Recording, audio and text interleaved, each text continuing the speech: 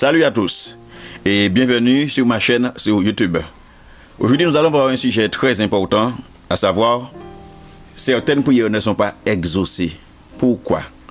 En général, c'est à cause du péché. Lisons tout de suite le psaume 66, versets 18 à 20. Si j'avais conçu l'iniquité dans mon cœur, le Seigneur ne m'aurait pas exaucé. Mais Dieu m'a exaucé. Il a été attentif à la voix de ma prière. Béni soit Dieu qui n'a pas rejeté ma prière et qui ne m'a pas retiré sa bonté. Si on lit la version Semeur, il dit: si j'avais gardé dans mon cœur des intentions coupables, Dieu ne m'aurait pas écouté. Mais voyez, Dieu m'a entendu et il a été attentif à mes supplications. Loué soit Dieu, car il n'a pas repoussé ma prière, il me conserve son amour. Ésaïe 59, verset 1 à 2. Il dit: non, la main de l'Éternel n'est pas trop courte pour sauver, ni son oreille trop dure pour entendre. Mais ce sont vos crimes qui mettent une séparation entre vous et votre Dieu. Ce sont vos péchés qui vous cachent sa face et l'empêchent de vous écouter. Quand nous voyons l'homme né aveugle dans le Nouveau Testament, Jean chapitre 9, cet homme était questionné par les Juifs. Il voulait savoir pourquoi, comment se fait-il que cet homme qui est soi-disant né aveugle, puis il ne voulait pas croire, il l'est guéri. Alors dans Jean 9, verset 31, il répondit: nous savons que Dieu n'exauce point les pécheurs, mais si quelqu'un l'honore et fait sa volonté, c'est celui-là qui l'exauce. Ce qui veut dire que quelqu'un qui est un pécheur, qui demeure dans son péché, Dieu n'exauce pas ses prières. Et quand tu viens à Christ et tu marches avec tes péchés, tu conserves tes péchés, Dieu n'exauce pas. Prenons un exemple dans le livre de Daniel dans la fosse au lion. Vous savez qu'il y avait eu un décret sous le règne de Darius, et toute personne qui adressait à un autre Dieu que le Dieu des Mèdes et des Perses serait jeté dans la fosse au lion. Daniel, quand il a su qu'il y a eu ce décret, il a quand même gardé sa communion avec Dieu. Il priait 3 fois par jour. Et on l'a surpris. Donc Daniel s'est retrouvé dans une situation où il fallait le condamner, il fallait le mettre dans la fosse au lion. Mais Darius avait de la peine dans son cœur car il voulait préserver cet homme, c'était son bras droit. Mais comme il y avait la pression sur lui, finalement, il a jeté Daniel dans la fosse au lion. Mais le lendemain, puisqu'il n'a pas dormi, ce roi, il n'a pas dormi du tout, le lendemain, très tôt, il est allé voir si Daniel est encore vivant. Puisqu'avant ça, il avait dit: puisse ton Dieu que tu sers avec persévérance te délivrer. Alors, en s'approchant de la fosse, Daniel 6, verset 20 à 22, il appela Daniel d'une voix triste. Le roi prit la parole et dit: Daniel, serviteur du Dieu vivant, ton Dieu que tu sers avec persévérance, a-t-il pu te délivrer des lions? Et Daniel dit au roi: roi, vis éternellement. Mon Dieu a envoyé son ange et il a fermé la gueule des lions. Ils ne m'ont fait aucun mal parce que j'ai été trouvé innocent devant lui et devant toi aussi, ô roi. Je n'ai commis aucun mal. Trouvé innocent devant Dieu. Arrêtons-nous là un moment. Cette délivrance constituait la preuve suprême que Daniel était sans reproche devant Dieu et ne méritait pas une mort aussi cruelle, aussi atroce. Et c'est pourquoi la Bible nous dit: ne donnez pas accès au diable. Et la Bible dit aussi: celui qui se garde, le malin ne le touche pas. Lisons le livre de Job, Job 27, verset 8. Job 27, verset 8. Quelle espérance reste-t-il à l'impie quand Dieu coupe le fil de sa vie, quand il y retire son âme? Est-ce que Dieu écoute ses cris quand l'angoisse vient l'assaillir? Donc on voit que cet homme est impie. Il crie, mais Dieu ne répond pas. Voyons encore une autre cause: la colère, les mauvaises pensées. 1 Timothée 2, verset 8, c'est l'apôtre Paul qui parle. Il dit: je veux que les hommes prient en tout lieu, en élevant des mains pures, sans colère ni mauvaise pensée. C'est clair et net. Dans Ésaïe 1, verset 15, il est dit: quand vous étendez vos mains, je détourne de vous mes yeux. Quand vous multipliez les prières, je n'écoute pas. Vos mains sont pleines de sang. C'est l'Éternel qui parle. On prend un exemple justement. Dans Jérémie 7, verset 16. L'Éternel dit à Jérémie: et toi, n'intercède pas en faveur de ce peuple, n'élève pour eux ni supplication, ni prière, ne fais pas des instances auprès de moi, car je ne t'écouterai pas. Et Jérémie 11, verset 14, qui dit à peu près la même chose. Et toi, n'intercède pas en faveur de ce peuple, ni lève pour eux ni supplication, ni prière, car je ne les écouterai pas quand ils m'invoqueront à cause de leur malheur. Dieu interdit à son porte-parole de prier pour le peuple, car Judas n'était pas prêt à se repentir. Au contraire, des slogans fallacieux tels que ceux à partir du verset 3, avec où et le peuple se bouchait les oreilles pour se livrer à un culte éhonté des idoles. Le verset 27 nous dit, si tu leur dis toutes ces choses, ils ne t'écouteront pas. Si tu cries vers eux, ils ne te répondront pas. Donc le peuple d'Israël était dans l'idolâtrie. Ils adoraient la reine du ciel. Les Judéens adoraient Istar, déesse assyrienne et babylonienne. Comme cette déesse symbolisait le pouvoir de reproduction, la prostitution était associée à son culte. Dès lors qu'ils rejetaient Dieu, les propres prières des Judéens ne pouvaient recevoir la réponse désirée, l'exaucement. Il en était de même pour ceux qui voulaient prier en leur faveur. Dieu n'a pas changé. Il est le même Dieu hier, aujourd'hui et éternellement. Voyons maintenant notre cause, relation entre mari et femme. 1 Pierre, chapitre 3, verset 7. Je lis. Marie, montrez à votre tour de la sagesse dans vos rapports avec vos femmes, comme avec un sexe faible. Honorez-les, comme devant aussi hériter avec vous de la grâce de la vie. Qu'il en soit ainsi, afin que rien ne fasse obstacle à vos prières. Alors ce que je dis, c'est pas parce que la parole de Dieu dit femmes soyez soumises à vos maris que les maris doivent être des dictateurs, des gourous, des gros chefs. Mais la parole de Dieu dit aussi soumettez-vous les uns les autres. Autre cause, la désobéissance à la parole de Dieu. Proverbe 28, verset 9.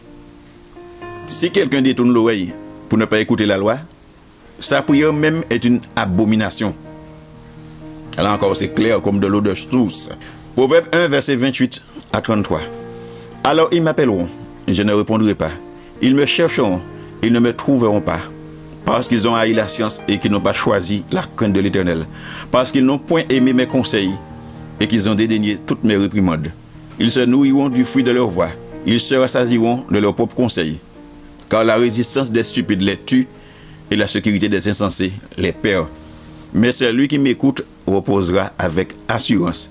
Il vivra tranquille et sans craindre aucun mal. Comparons le livre de Zacharie. Zacharie, chapitre 7, versets 9 à 11 et le verset 13. Ainsi parlait l'Éternel des armées. Rendez véritablement la justice et l'un pour l'autre de la bonté et de la miséricorde.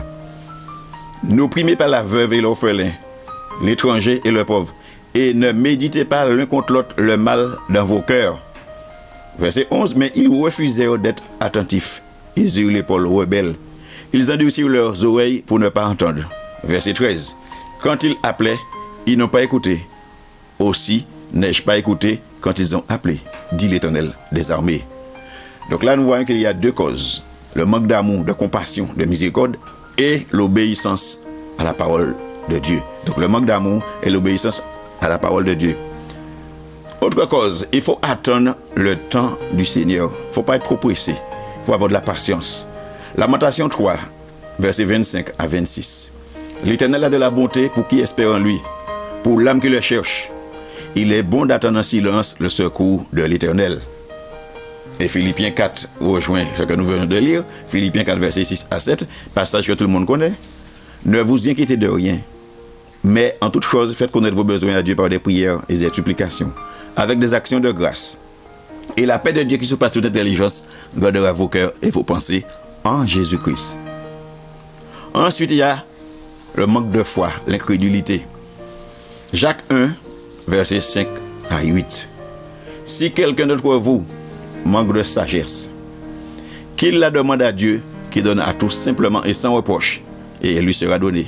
Mais qu'il la demande avec foi, sans douter, car celui qui doute est semblable au flot de la mer, agité par le vent et poussé de côté et d'autre. Qu'un tel homme ne s'imagine pas qu'il recevra quelque chose du Seigneur. C'est un homme irrésolu, inconstant dans toutes ses voies. Ce qui veut dire que cela est valable aussi pour les autres sujets, pas simplement pour la sagesse, puisqu'il a dit qu'un tel homme ne s'imagine pas qu'il recevra quelque chose du Seigneur. Donc, quel que soit ce que tu demandes au Seigneur, il faut avoir la foi. La guérison, l'exaucement, la foi. Lisons Marc chapitre 9, versets 22 à 23. Le Père qui avait intercédé pour son Fils. qui était venu devant Jésus. Il a dit, mais si tu peux quelque chose, viens à notre secours et compassion de nous.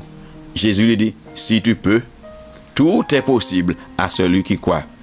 Et la Bible nous dit aussi, dans Marc 11, verset 23 à 24, je vous le dis en vérité, si quelqu'un dit à cette montagne, ôte-toi de là et jette-toi dans la mer, et s'il ne doute point en son cœur, mais quoi que ce qu'il dit arrive, il le verra s'accomplir.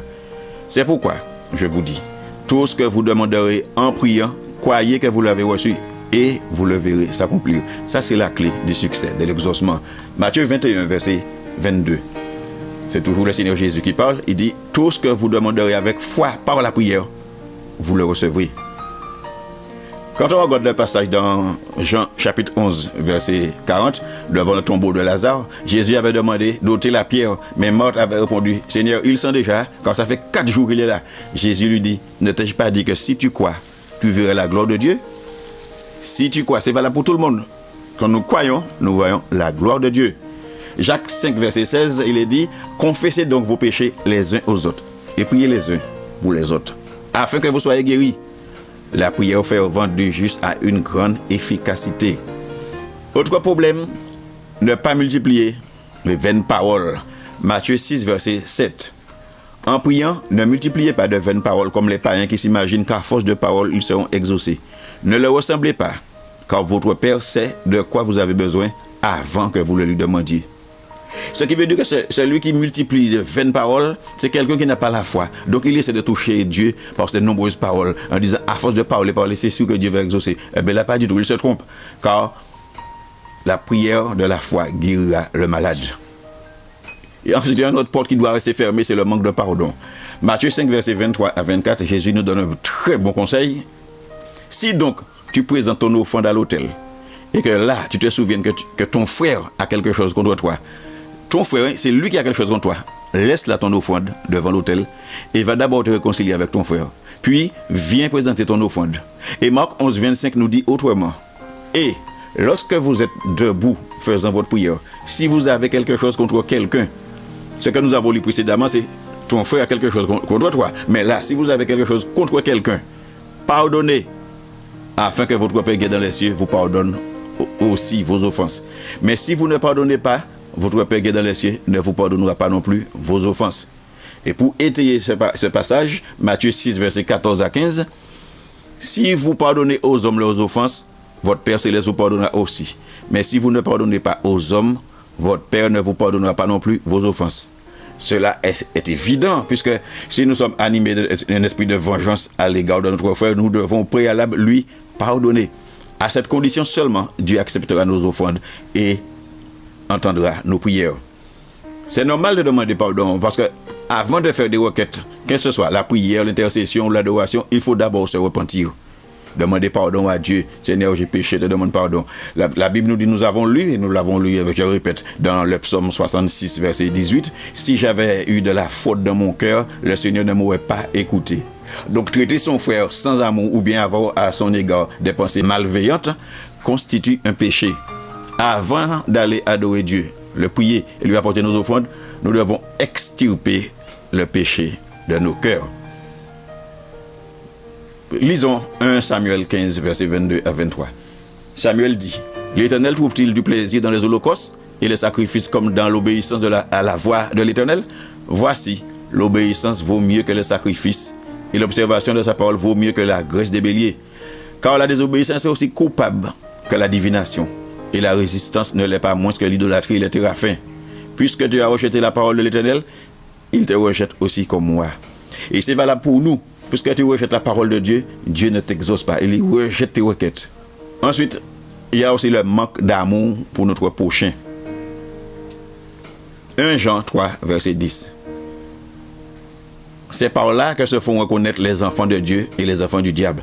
Quiconque ne pratique pas la justice n'est pas de Dieu non plus que celui qui n'aime pas son frère. Le verset 15 dit, quiconque hait son frère est un meurtrier. Et vous savez qu'aucun meurtrier n'a la vie éternelle demeurant en lui. Le verset 14, toujours 1 Jean 3, nous dit, nous savons que nous sommes passés de la mort à la vie parce que nous aimons les frères. Celui qui n'aime pas demeure dans la mort. Il y a une autre version, la version Louis II, 21, qui dit « Celui qui n'aime pas son frère reste dans la mort ». Et Matthieu 5, verset 22, le Seigneur Jésus dit « Mais moi je vous dis que quiconque se met en colère contre son frère mérite d'être puni par les juges. Que celui qui dira à son frère « Raka » mérite d'être puni par le Sanhédrin. Et que celui qui lui dira « Insensé » mérite d'être puni par le feu de la géhenne. » Je rappelle que Raka veut dire idiot, sot, etc. Et insensé veut dire fou ou bien folle. Il y a encore un autre obstacle, un gros obstacle, c'est l'orgueil. 1 Pierre 5, verset 5. 1 Pierre 5, 5. De même, vous qui êtes jeunes, soyez soumis aux anciens. Et tous dans vos rapports mutuels, revêtez-vous d'humilité. Car Dieu résiste aux orgueilleux, mais il fait grâce aux humbles. Proverbe 3, verset 33 à 34. La malédiction de l'Éternel est dans la maison du méchant, mais il bénit la demeure des justes. Il se moque des moqueurs, mais il fait grâce aux humbles. Il y a aussi le fait qu'on demande mal, dans une mauvaise intention, dans un mauvais but. Jacques 4, verset 3. Vous demandez et vous ne recevez pas, parce que vous demandez mal, dans le but de satisfaire vos passions. Quelqu'un qui vous dit, Seigneur, je veux une grosse voiture pour que tout le monde puisse voir que j'ai une grosse voiture pour me faire voir. Dieu n'est pas là-dedans. Quelqu'un qui demande une femme au Seigneur, mais juste pour le plaisir de la chair, Dieu ne répond pas. On ne trompe pas Dieu. Ensuite, il y a la persévérance. Colossiens 4, verset 2. Persévérez dans la prière. Veillez-y avec action de grâce. Donc, c'est pas parce que tu as demandé 2 ou 3 jours hier, avant-hier, aujourd'hui, tu dis, bon voilà, j'ai prié assez, ben ça va. Non, il faut persévérer. Ésaïe 30, verset 15. C'est dans la tranquillité et le repos que sera votre salut. C'est dans le calme et la confiance que sera votre force. Et Romains 12, 12 nous dit, réjouissez-vous en espérance. Soyez patients dans l'affliction. Persévérez dans la prière. Pourvoyez aux besoins des saints. Exercez l'hospitalité. Réjouissez-vous. Soyez patient. Tu passes un moment difficile, tu passes par des épreuves, mais sois patient. Un jour, la lumière poindra. Et quand nous demandons, il faut demander au nom de Jésus-Christ de Nazareth. La Bible nous dit, dans Jean 14, verset 13, et tout ce que vous demanderez en mon nom, c'est le Seigneur Jésus qui parle, tout ce que vous demanderez en mon nom, je le ferai, afin que le Père soit glorifié dans le Fils. Si vous demandez quelque chose en mon nom, je le ferai. On demande au Père quelque chose, mais c'est Jésus qui fait. Donc en conclusion, il faut avoir la parole de Christ en soi et porter du fruit en abondance. Jean 15, verset 7. Si vous demeurez en moi et que mes paroles demeurent en vous, demandez ce que vous voudrez et cela vous sera accordé. Donc nous voyons qu'il y a une condition pour que la prière soit exaucée. Il faut que la parole demeure en nous et que nous demeurons en Christ, alors que Christ même c'est la parole. À ce moment-là, demandez ce que vous voudrez et cela vous sera accordé. Verset 8. Si vous portez beaucoup de fruits, c'est ainsi que mon Père sera glorifié et que vous serez mes disciples. 1 Jean chapitre 3 verset 22.